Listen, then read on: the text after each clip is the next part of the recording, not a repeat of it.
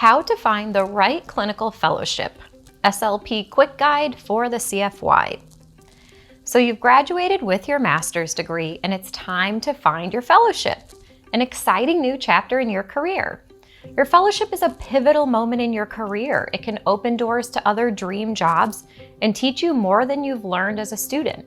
It can also become a source of stress and frustration though. Finding the right support can be tough, but it's so important. So what should you consider when looking for a CF? Here are some tips to help you better navigate this exciting yet daunting step in your career. I'm Theresa Richard. I've been a medical speech pathologist for 15 years. I'm a board-certified specialist in swallowing and swallowing disorders.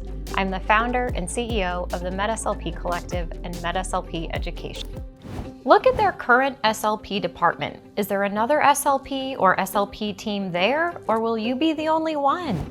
Unfortunately, this can be so common for skilled nursing facilities and smaller facilities, so you really truly are on Dysphagia Island in those settings.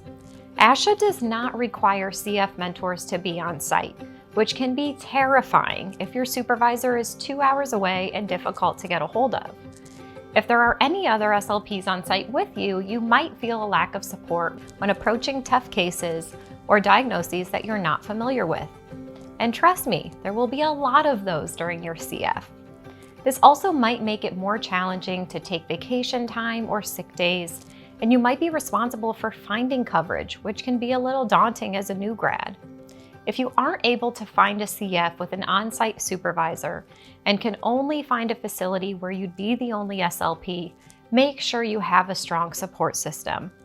See if you can talk with your mentor during or after the interview to see if you're a good personality match. Your assigned mentor may not be present at the interview, and you want to make sure your mentor is someone who is accessible and would be a good fit for you. This is so important if the CF and the supervisor have different expectations or approaches and can lead to feelings of disappointment and resentment if it's a total mismatch. Connect with other medical SLPs. Building your own network can give you greater access to resources and support. Make it clear with the rehab director what you are not willing to do without the direct support of your mentor.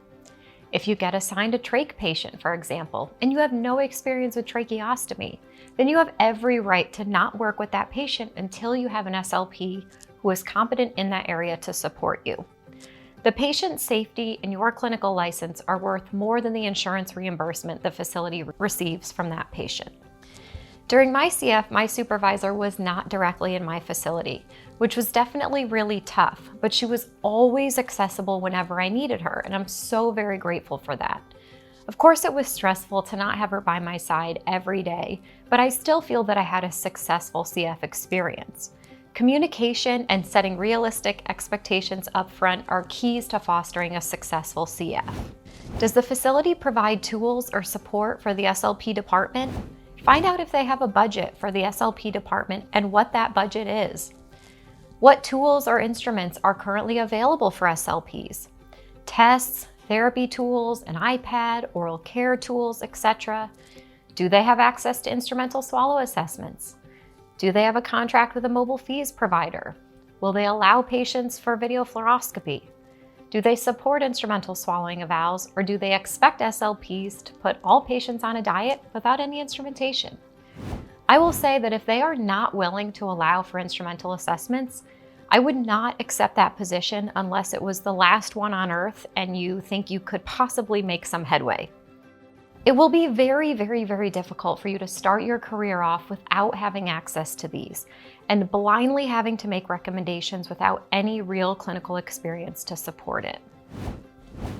I'll be posting other videos just like this one that you won't want to miss, so make sure to hit that like or subscribe button and turn on the notification bell.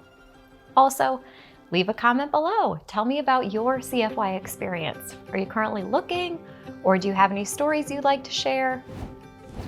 Look at their productivity requirements. If it's 85 or higher, it could be a big red flag. Productivity is the percentage of billable hours or direct patient care hours you are working. So going to the bathroom, chatting in the hallway, eating a snack, calling a family, these are not billable hours. So for example, If your productivity is 80%, then that means that 6 hours and 24 minutes of your 8-hour day needs to be billable, and 1 hour and 36 minutes can be time spent on documentation or catching up on phone calls. There are some horror stories out there about 90 to 100% productivity requirements. If you can't even take a bathroom break, then please don't consider working there. It's common for facilities, especially skilled nursing, to require or encourage point-of-care documentation, which means you write your notes about that patient during your therapy session. This can be nuanced because there are certainly times when it's appropriate to take notes and collect data and keep track of the patient's progress right there in the session, but it is not legal to fill out the required session notes during the patient's therapy time. If you find a facility that builds in documentation time outside of therapy and still gives you time to pee, that's a great sign. Don't risk burnout. It can happen fast if your main focus is meeting unreasonable productivity standards. It's a sign that the facility cares more about the money than their employees or patients. A few years into working in skilled nursing, I started picking up some PRN shifts at other local facilities. It became very apparent to me that some facilities are either very profit-driven or very patient-focused.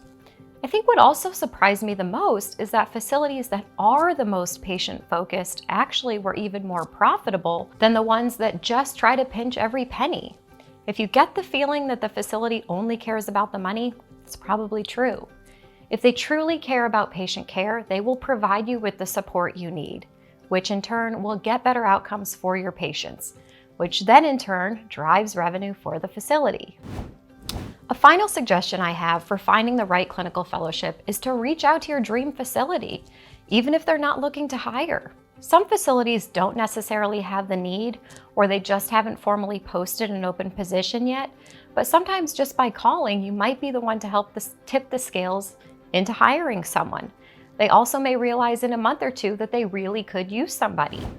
For a free video discussion on job applications, interviews, and new hire paperwork, check out medslpcollective.com/career and be sure to join us at the medslpcollective.com/enroll for support during this challenging time. We will stick these links down in the description below.